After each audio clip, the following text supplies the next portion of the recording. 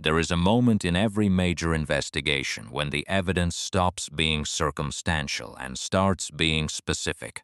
When the general picture of suspicion and inconsistency gives way to precise, documented, time-stamped data that tells investigators not just that something is wrong, but exactly where, exactly when, and exactly what they need to be looking for.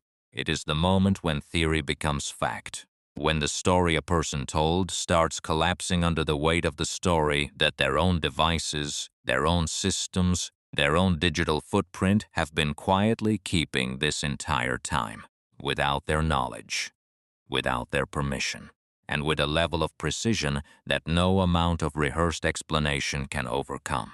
That moment has arrived in the Lynette Hooker case, and what it has revealed in the last 2 weeks, confirmed by CBS News, Fox News Digital, NBC News, CNN, and NewsNation, is a digital trail so detailed, so precisely timed, and so fundamentally at odds with everything Brian Hooker has told investigators that a former federal prosecutor who has spent his entire career prosecuting no-body homicide cases just went on the record with 4 words that every person following this investigation needs to hear.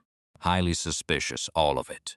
But before we get into the data, before we walk through the timestamps and the tracking systems and the forensic evidence currently being processed in a warehouse in Fort Lauderdale, we need to go back to the beginning one more time. Not to Easter Sunday in the Bahamas, not to the dinghy, not to the account Brian Hooker gave police in the early hours of April 5th. We need to go back to the 24 hours that followed. Because what Brian Hooker did and did not do in the hours immediately after his wife disappeared is itself a piece of evidence that investigators have been studying very carefully. Lynette Hooker vanished on the night of April 4th, 2026. According to Brian's account, she went overboard at approximately 7:30 p.m. He said he paddled for hours through the darkness, arrived at the Marsh Harbor boat yard at approximately 4 in the morning, and reported his wife missing to a night watchman. Search and rescue teams were mobilized. The Bahamas Air Sea Rescue Association launched boats. The Bahamian Defense Force began aerial operations. And Brian Hooker, the man who had just lost his wife of 25 years in the open ocean, was brought back to the search area on the morning of April 5th by rescue personnel. He searched with them. For 3 to 4 hours, according to his friend Blaine Stevenson, he was out there with the rescue teams, retracing the route he said he and Lynette had taken the night before. And then the search concluded for the day. And Brian Hooker was brought back to the Soulmate, and he stayed there.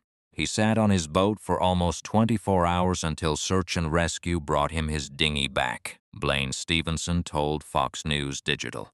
At no point did he really look at the situation and give anybody any more details than he had at the beginning when supposedly he was in shock. 24 hours. Alone on the Soulmate, the same boat that Carly Aylesworth believes her mother made it to that night. The same boat where investigators later found Lynette's Apple Watch.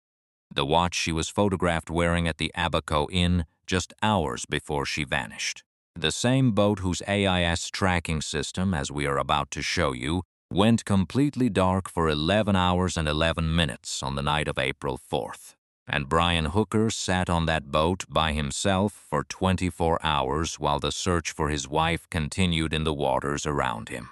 Blaine Stevenson was shocked, not just by the 24 hours on the boat, by all of it, by the absence of urgency, by the absence of the kind of frantic, desperate, leave no stone unturned energy that every person who has ever truly loved someone and lost them in the water describes overwhelming them. Stevenson said he was shocked Brian Hooker didn't make more of an effort to find his wife. He described Brian continuing to talk about other topics in their text messages.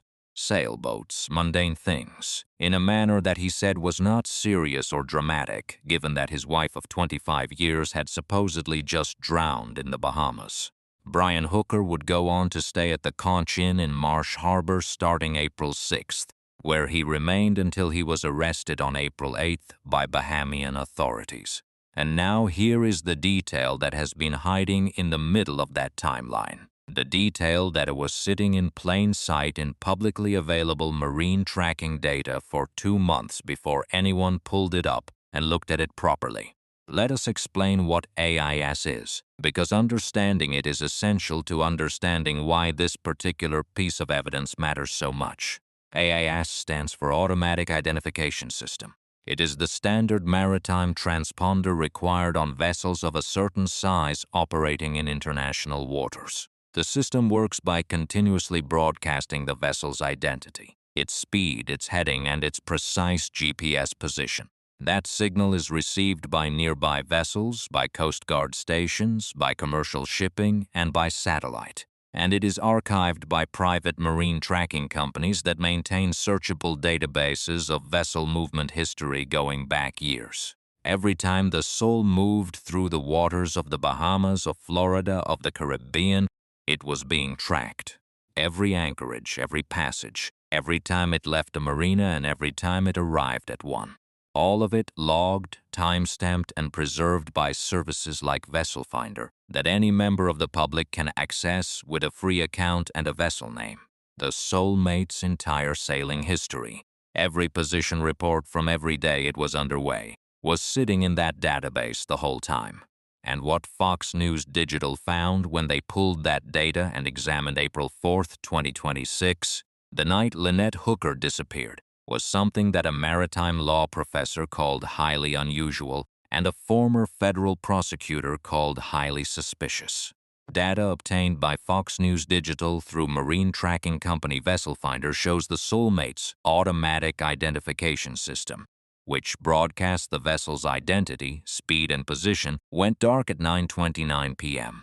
on April 4th and did not resume until 8:40 a.m. the following morning, a blackout of more than 11 hours, 9:29 p.m. on April 4th, 2026. Brian Hooker told authorities that Lynette went overboard at approximately 7:30 p.m. He said he was in the dinghy, paddling toward shore, unable to restart the engine, unable to reach his wife for hours. His own account places him in the water, away from the Soulmate from 7:30 p.m. onward. According to his story, the Soulmate was sitting empty and unmanned at her anchor from approximately 7:30 p.m. until search and rescue personnel brought him back to the boat on the morning of April 5th. That is what he said.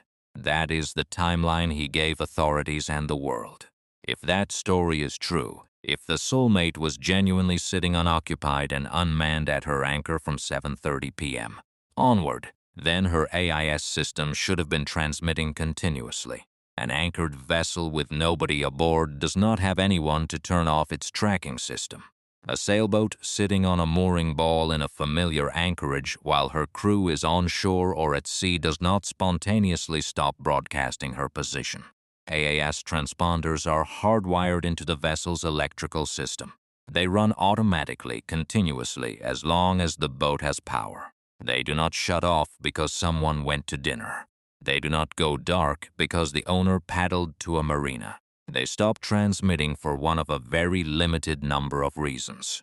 Kenneth Angerand, an adjunct professor of maritime law at the University of Houston Law Center, told Fox News Digital, there are ways that it can stop transmitting. Catastrophic power failure, things like that. The mechanism in a collision goes to the bottom of the ocean. Something like that, or it's turned off. It doesn't just go off and then come back on. It does not just go off and then come back on. The Soulmate had no collision that night. She did not sink. She did not suffer a catastrophic power failure. If she had, she would not have had operational AIS again by 8:40 the following morning. She was sitting exactly where she had been sitting for days, at anchor in Antpat's Bay, in calm, shallow water, in a familiar and well-protected anchorage. And yet at 9:29 p.m., 1 minute before the timestamp that a witness reported hearing a massive splash near the Soulmate, her tracking system went completely dark for 11 hours and 11 minutes.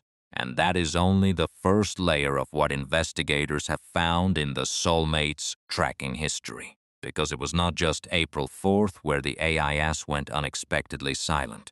There were 3 more instances from April 10th to April 13th where the AIS was not transmitting data. 3 more blackouts in the days after Lynette disappeared. In the days when Brian Hooker was staying at the Conch Inn in Marsh Harbor. In the days immediately before his arrest. 3 more periods where the boat that was supposed to be sitting empty at her mooring in Marsh Harbor went dark on the tracking systems, and then came back.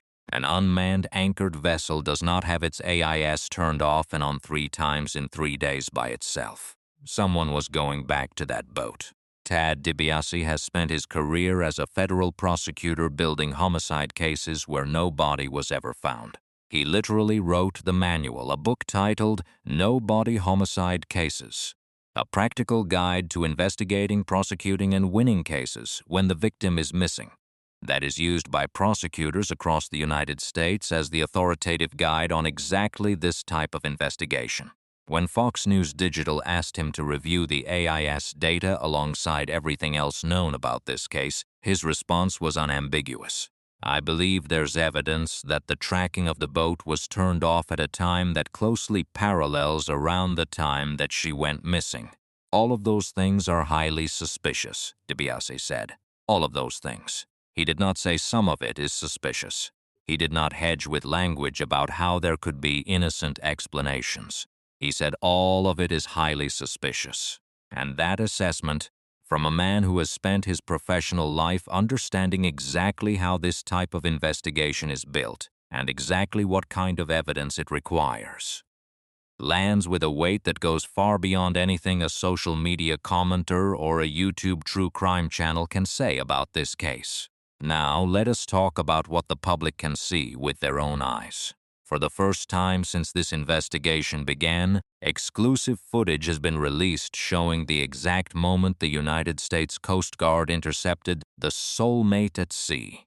This video, captured during what the Coast Guard described in an official press release as a complex surveillance and interdiction operation, shows the 46-foot sailboat in open water, approximately 40 nautical miles off the coast of Melbourne, Florida. Coast Guard vessels are alongside it. The interception is deliberate, it is coordinated, it is professional. 2 strangers are at the helm. 2 men that Carly Aylesworth said she had never seen before in her life, sailing the boat that had been her mother's home for 3 years, with the AIS tracking system switched off, heading north up the Florida coast. The Coast Guard was watching the whole time. The Sector Miami surveillance operation had been running before the Soulmate ever left the Bahamas. Aviation assets from Air Station Miami were in the air. Surface vessels were in position. When that boat left Marsh Harbor with its tracker disabled and 2 unidentified men at the helm, federal agents already knew it was coming. The interdiction was not reactive. It was the culmination of weeks of planning and surveillance.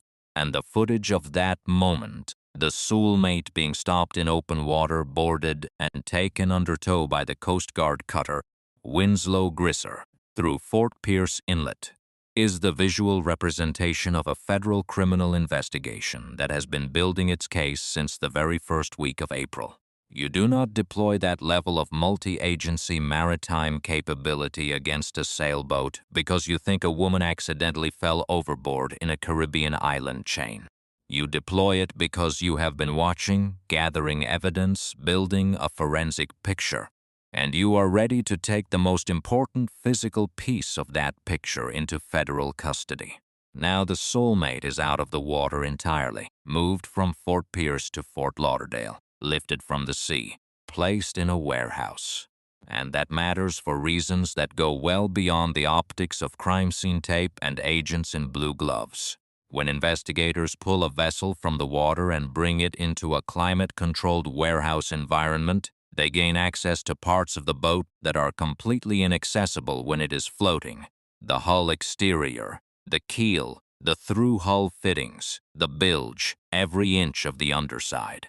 They can examine the propeller shaft. They can check the keel bolts. They can inspect every surface below the waterline that the ocean environment would otherwise be degrading every single day the boat remained afloat. A U.S. official familiar with the investigation confirmed to Fox News Digital that once pulled from the water, the Soulmate would be taken to a warehouse to be combed for clues. Nicole Parker, former FBI special agent and Fox News contributor, said, "Any sort of digital devices that you can take, any computer systems that you can extract, anything of that sort will be taken in. Any computer systems you can extract. Everything." And here is where the investigation enters territory that most true crime coverage has barely scratched the surface of. Because the Soulmate was not just a sailboat with a couple of phones and a chart plotter aboard. It was a modern, technology-equipped vessel that had been lived on full-time for 3 years by two people who documented their life on social media.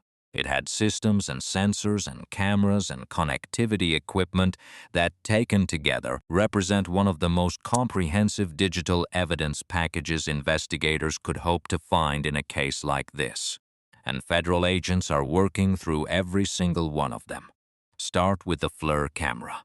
FLIR, which stands for Forward-Looking Infrared, is a thermal imaging system. It does not see invisible light the way a regular camera does. It detects heat radiation. The body temperature of a living human being glows on a FLIR screen like a beacon in the night, visible through sea spray, through darkness, through the kind of conditions that would make a human eye completely unable to see someone in the water 30 feet away. Daniel Danforth, a friend who had been aboard the Soulmate and had seen Brian demonstrate the system, described it to Fox News Digital with a detail that cuts straight to the heart of everything wrong with Brian's story. Brian had told him personally, standing on the deck of that boat pointing at the FLIR system, "Don't worry, while we're on the dock, we're gonna be completely safe." His own words about his own system. A $33,000 piece of technology designed precisely for the scenario he says he faced on the night of April 4th. A person in the dark water near an anchored boat. And he never turned it on. CBS News has learned that the FLIR infrared camera aboard the Soulmate can also operate with a cloud memory system, meaning footage captured by that camera may not be stored solely on the physical device itself, but may also have been transmitted to a cloud account that investigators can access independently of whatever condition the camera's onboard storage is in. Read that one more time and let its full significance land. A cloud memory system. That means the footage the FLIR camera captured, everything it recorded, whether Brian Hooker intended it to record or not, whether he deleted it from the device or not, whether he damaged the hardware or not, may exist on a remote server that CGS agents and FBI forensic analysts at Quantico can subpoena and access without needing the physical camera at all. Every time that camera activated, every image it captured, every thermal scan it performed, every heat signature it detected on or near the Soulmate on the night of April 4th, potentially sitting on a cloud server somewhere, preserved, waiting to be retrieved by a federal subpoena. And the cameras did not stop at the FLIR system. Investigative journalist Ashley Banfield, who has been working primary sources in this case since the beginning through her Drop Dead Serious podcast, has raised the question of whether the Soulmate also had a blink camera system aboard. The kind of home security camera system that tens of thousands of American households use to monitor their properties and that stores footage automatically to cloud storage. A blink camera mounted below deck or in the cockpit of a sailboat would do exactly what it is designed to do. It would record motion. It would log when it was triggered. It would transmit that footage to a cloud account. And if someone came aboard the Soulmate on the night of April 4th, after 9:29 p.m., during those 11 dark hours when the AAS was not transmitting, a motion-activated camera would have seen them. Whether blink footage exists, and what it shows is something only investigators currently processing the boat in Fort Lauderdale know. But the question itself, the fact that federal agents are specifically examining all camera systems aboard the vessel for exactly this reason, tells you everything about where this investigation is pointing. Then there is the Starlink system. The Soulmate had Starlink satellite internet, the SpaceX service that provides high-speed broadband to vessels at sea via a rooftop dish that connects to a constellation of low Earth orbit satellites. Starlink is not just a connectivity device, it is a data logging system. It records every device that connected to the network. It logs connection times, data usage, upload and download activity. Every phone that connected to the Soulmate Starlink on the night of April 4th. Every app that transmitted data, every cloud backup that ran, every message that was sent through that satellite connection left a footprint in the Starlink system logs. And those logs, like the FLIR cloud account, exist independently of the physical device aboard the boat. They are on SpaceX servers. They are accessible to federal investigators with the appropriate legal authority.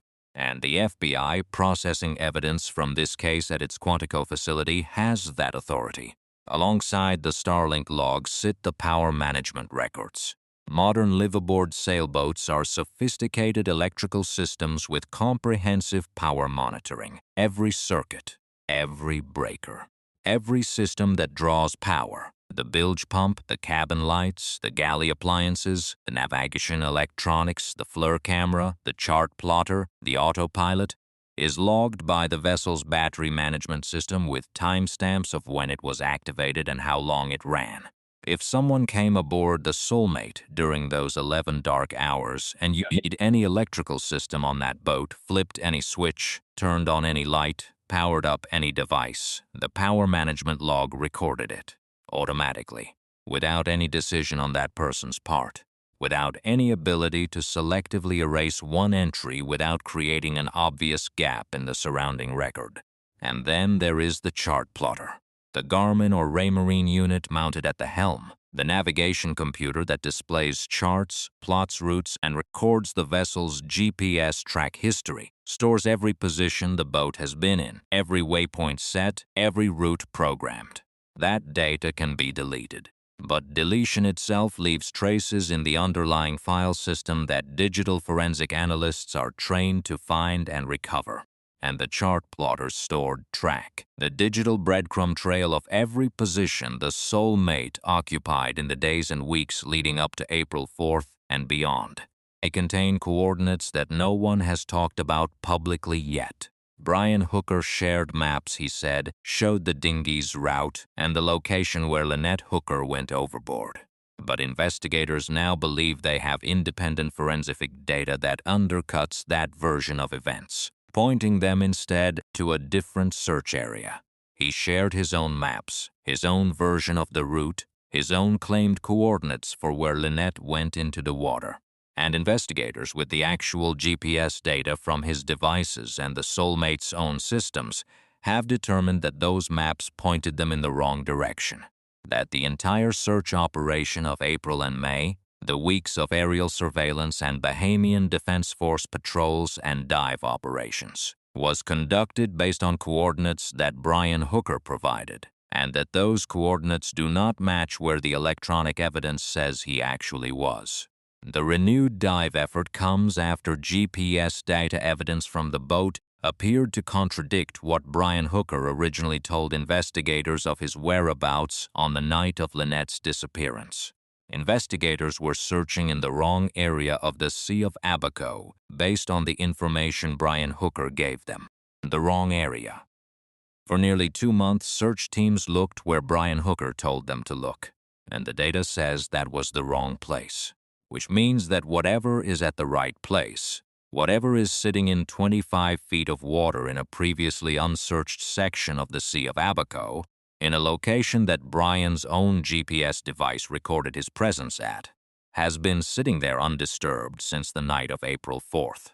The Bahamian government has now formally granted permission to the United States Coast Guard to send a federal dive team into those waters. That permission, that formal diplomatic authorization from a sovereign foreign government, does not come quickly or casually. It requires legal requests, intergovernmental communication, and a presentation of sufficient justification to satisfy Bahamian authorities that the search is warranted. The fact that that permission was granted tells you that whatever the United States presented to the Bahamian government as justification, whatever evidence they laid out in their formal request, was compelling enough to open foreign territorial waters to American federal divers. Those divers are going in, And they are not going in with probability maps and ocean current models. They are going in with GPS coordinates taken directly from Brian Hooker's own device. Now here is something else that most coverage of this investigation has not connected clearly enough. The morning of April 5th, after Brian had supposedly been paddling and drifting through the sea all night, search and rescue personnel brought him back to the search area and then back to the Soulmate. They went aboard the Soulmate with him.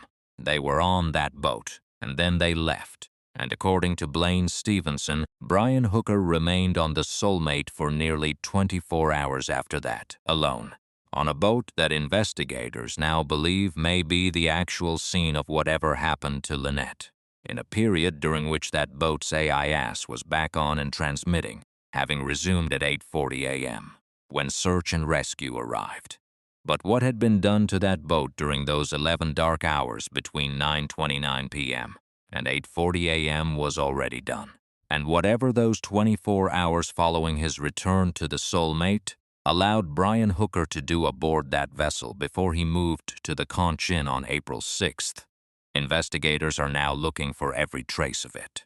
Forensic scientist Joseph Scott Morgan, who has commented on this case for Fox News Digital, described the challenge that investigators face with surgical precision. The Soulmate was in tropical heat for over 5 weeks before it was seized. Every day that passed allowed the marine environment, salt air, humidity, heat, biological activity, to degrade whatever organic evidence was present. Blood breaks down, DNA degrades. The clock was working against the investigation from the moment Lynette disappeared. But here is what forensic science also tells us, and what gives investigators reason to believe the Soulmate still has something to give. Luminol does not lie. It reveals blood that has been cleaned, scrubbed, and bleached, traces invisible to the naked eye, traces in bilge water, under floorboard panels, in the gaps between the sole and the hull liner, in the drain channels behind the cockpit seats, in every place where liquid goes when it is moving across a surface under gravity and no one is thinking about where it ends up. On a 46-foot vessel with sleeping quarters, a galley, a head, a cockpit, storage compartments below the waterline, and an engine room. There are hundreds of surfaces and spaces where traces can survive that no amount of cleaning in a Bahamian anchorage can fully reach. And the Soulmate is now out of the water, on dry land, in a warehouse with every inch of it accessible, the hull, the keel, the through hulls, the spaces below the waterline that the ocean itself was covering as long as the boat was floating. All of it open to investigators now. It was also confirmed that Brian Hooker did not call Lynette's daughter Carly Aylesworth for more than 24 hours after Lynette disappeared. A source close to the family told the Daily Mail, more than 24 hours later, we don't know why. We don't know if he was busy looking. We just don't know. More than 24 hours before he called the daughter of his missing wife, the woman he had been married to for 25 years. The mother of a grown child who had a right to know her mother was missing from the moment it was reported. Brian Hooker waited more than a full day, more than 24 hours of searching, reporting, arrest considerations, and sitting alone on the Soulmate before picking up the phone and calling Carly Aylesworth. And when he did call, she described his voice as monotone and relaxed, not grief-stricken, not desperate, not the voice of a man who had spent the night paddling helplessly through the ocean while his wife drowned in the Bahamas. Monotone, flat, controlled, Brian Hooker has not been charged with any crime. He told NBC News last month, and these are his exact words on camera, "I've never harmed Lynette, and I would never harm Lynette, and I want to find Lynette." His attorney, Terrell Butler, declined to comment on the GPS evidence when reached by the Bahamas-based press, citing the ongoing investigation. The presumption of innocence is the foundation of American justice, and it applies here without exception. We present verified facts from confirmed sources. We let those facts speak. Those facts say this. The Soulmate Ace went dark at exactly 9:29 p.m. on the night Lynette Hooker disappeared, and stayed dark for 11 hours and 11 minutes. The AIS went dark 3 more times in the days immediately following her disappearance. A maritime law professor says it doesn't just go off and then come back on. A former federal prosecutor who wrote the book on no-body homicide cases says all of it is highly suspicious.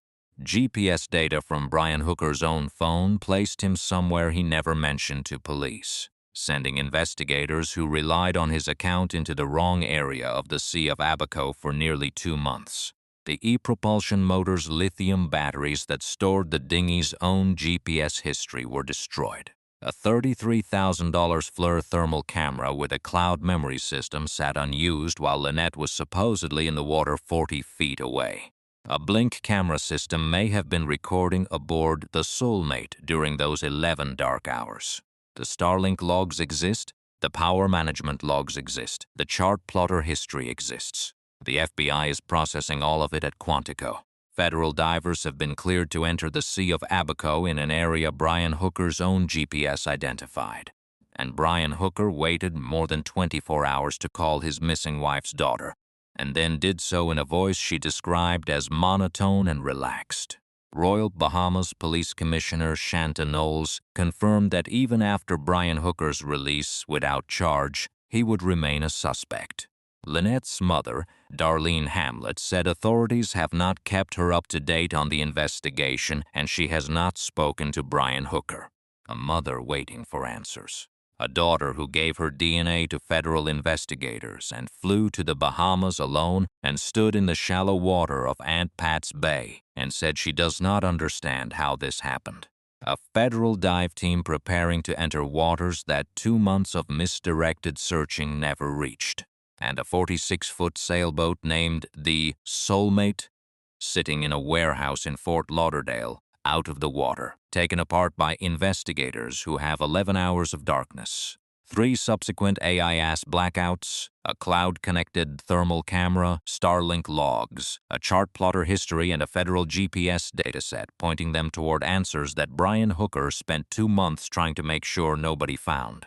The AIS went dark at 9:29 p.m. The GPS says he was somewhere else. The cloud may have the footage. The divers are going in. And in a warehouse in Fort Lauderdale, Florida, the boat called the Soulmate is finally fully, irreversibly in the hands of investigators who are going to find out what it knows. Justice for Lynette.